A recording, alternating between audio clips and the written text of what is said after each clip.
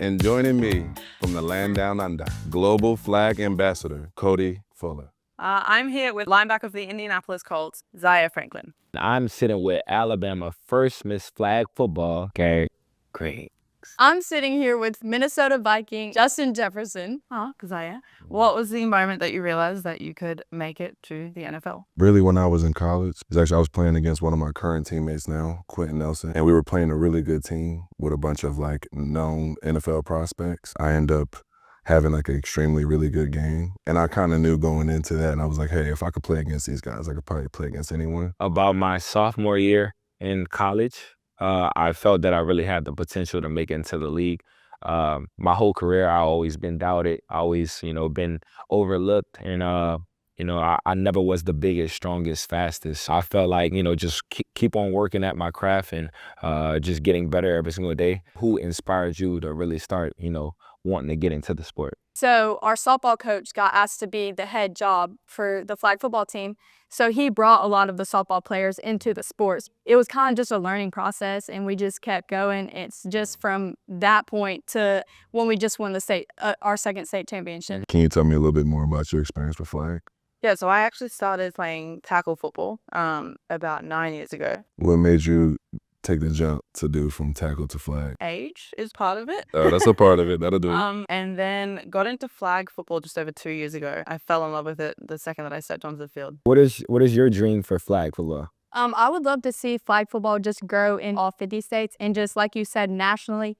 Okay, what's your dream for the future of flag football? Really to be a worldwide sport. It'll be kind of just sick to see. Yeah, so what is your experience with flag football? I've heard that you coach girls. So I have a foundation, Shalisha's Angels. This year we have a flag event that we're going to host in Philadelphia.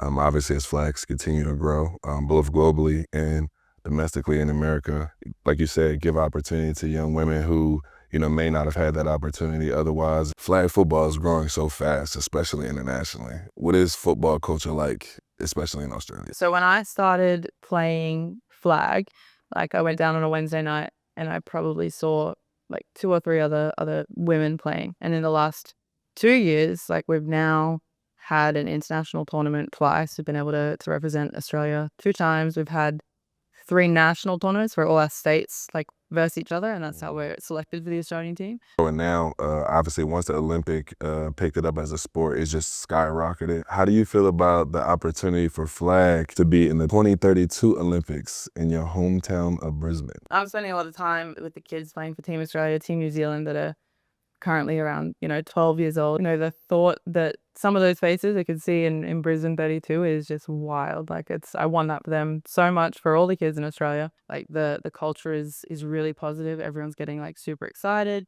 Yeah, so in the league, after a long game, we like to, take our jerseys off, sign them, and, give them to, a player that we either respect, we either, watch growing up.